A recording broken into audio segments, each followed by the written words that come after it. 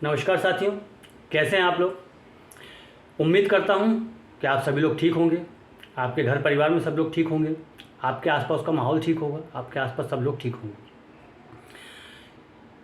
हर आम आदमी अपने जीवन में यही उम्मीद करता है कि वो ठीक रहे, उसका परिवार ठीक रहे, उसके आसपास लोग ठीक रहे और जीवन सुचारू रूप से चलता रहे। इसी उधेड़-बुन में वो दिन रात लगा रहता है, अपने परिवार के पालन पोषण में लगा रहता है, मेहनत करता है, आगे बढ़ता है।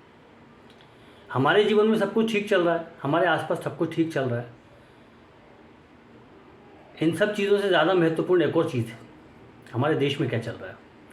और देश, जहाँ देश का नाम आ जाता है, देश इतना महत्वपूर्ण है, जहाँ देश का नाम आ जाता है तो हम युवाओं की भावनाएं अतिरिक्त रूप से उबाल मारने लगती हैं। देश के नाम पे हम लोग बहुत भावनात्मक हो जाते हैं। देशभक्ति हमारे हृदय में, हर व्यक्ति के, भारतवर्ष के हर व्यक्ति के हृदय में निवास करती है। लेकिन देशभक्ति किस प्रकार की है, ये समझ में आना थोड़ा मुश्किल है। हम सभी देशभक्त हैं, अपने अपने हिसाब से सभी देशभक्त हैं, देश के लिए अच्छा सोचते हैं, देश के लिए काम करते हैं। परंतु देश में क्या चल रहा है, किन घटनाओं पर देश आगे बढ़ रहा है, देश पे क्या घटनाएं हो रही हैं, इन बातों पे हमारा कोई विचार नहीं होता। यदि हमारा इन बातों पर विचार हो तो हमको समझ में आए कि देश में क्या चल रहा है, किस प्रकार की घटनाएं चल रही हैं, देश प्रगति कर रहा है कि नहीं कर रहा है। कल देश को एक बड़ी सौगात मिली। देश में प्रधानमंत्री जी ने नई संसद का उद्घाटन किया, नए संसद भवन का उद्घाटन किया, वैदिक रीति रिवाजों के अनुसार किया। बहुत अच्छी बात है, बहुत प्रसन्नता का विषय है। परंतु इस गर्व के विषय के साथ साथ हृदय को कचोटने वाली एक घटना भी हुई है और उस बात का मुझे बहुत दुख है और मुझे ऐसा लगता है कि मेरे देश में इस प्रकार की घटना नहीं होना चाहिए। कल आप सभी लोगों को ज्ञात होगा, मीडिया के माध्यम से, न्यूज़ के माध्यम से सभी को पता चला कि महिला पहलवान विनेश फोगाट, साक्षी, ये सभी महिला पहलवान जिन्होंने देश का गौरव बढ़ाया, नारी शक्ति जिन्होंने अच्छे अच्छे पहलवानों को पटकनी दी, देश के लिए पदक जीते, देश का नाम रोशन किया, बल्कि प्रधानमंत्री जी ने खुद अपने परिवार का सदस्य बताकर इनका मान बढ़ाया, इनको शाबाशी दी। वो पिछले 1 माह से अधिक समय से वहाँ पर धरने पर बैठी और शांतिपूर्ण धरने पर बैठी, किसी को परेशान नहीं कर रही। उनकी केवल एक मांग है कि फेडरेशन के जो अध्यक्ष हैं, जिनके ऊपर हत्या के आरोप हैं, जिनके ऊपर बलात्कार जैसे, यौन शोषण जैसे आरोप लग रहे हैं, उनको हटा दिया जाए।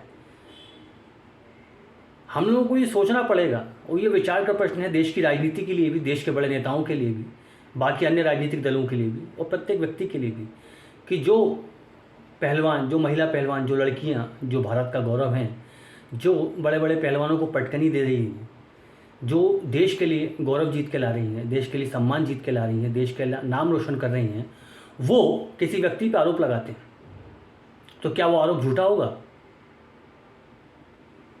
हमने पिछले 1 महीने में देखा कि उनके धरने को हटाने के कई प्रकार के प्रयास किए गए। पुलिस ने रात में जाके हटाने की कोशिश की और इस प्रयास में एक पत्रकार साक्षी जी, जिनके कपड़े भी फाड़ दिए गए थे, उन्होंने अपना एक वीडियो भी वायरल किया था। इस बात में उन्होंने विरोध किया था कि मेरे कपड़े फाड़े गए और मुझे वहाँ से हटाया गया, डिटेन किया गया। इस तरह के कार्य दिल्ली पुलिस ने किए हैं वहाँ पर। तो जब देश का गौरव बढ़ाने वाली लड़कियाँ किसी के ऊपर आरोप लगा रही हैं तो उस आरोप को गंभीरता से क्यों नहीं लिया जा रहा है?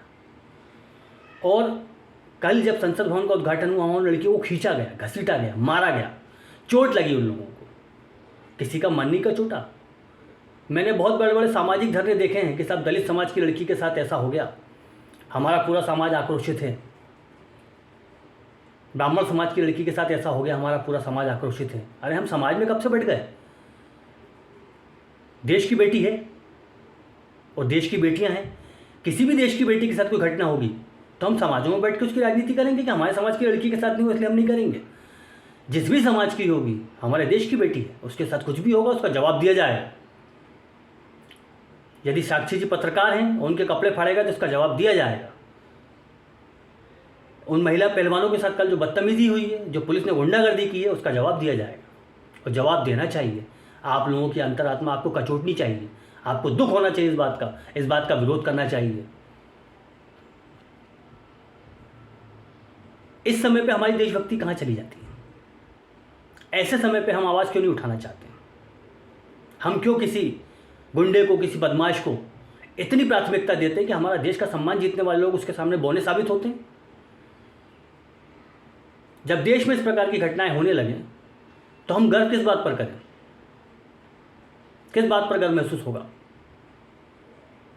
दुख है इस बात का और तकलीफ है। और अब सवाल भी उठते हैं। सवाल ये उठता है कि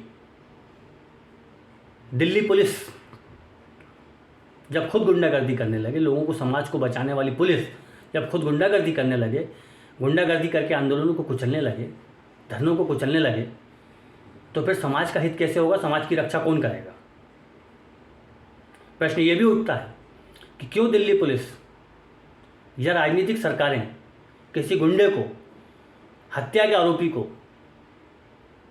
यौन शोषण के आरोपी को संरक्षण दे रही है? सवाल ये भी उठता है कि क्यों दिल्ली पुलिस सारे नियम कायदे ताक पर रखकर रात में जाकर लड़कियों को परेशान करती थी, और कल क्यों उनको घसीट घसीट कर वहाँ से ले जाया गया? सवाल ये भी उठता है कि प्रशासन, जिनके ऊपर लॉ एंड ऑर्डर मेंटेन करने की जिम्मेदारी है, अगर वही गुंडागर्दी करने लगेंगे तो आम जनता का क्या होगा? और सबसे बड़ा सवाल तो ये उठता है कि जब देश की बेटियों को इस तरह से घसीटा जाएगा, मारा जाएगा, पीटा जाएगा और देश चुप रहेगा, तो इस देश का क्या होगा? विचार कीजिए और विचार करने के बाद मुझे बताइए। इस बात का विरोध किया जाएगा, मैं विरोध करूंगा, आप लोगों से उम्मीद है आप विरोध करेंगे। इस बात पे गंभीरता से विचार करिए और उन लड़कियों की सहायता करिए, उनकी मदद करिए, और जिस यौन शोषण के आरोपी, हत्या के आरोपी पे वो आरोप लगा रही हैं, उसको सज़ा मिले, इस बात के लिए सरकारों पर दबाव बनाइए। धन्यवाद।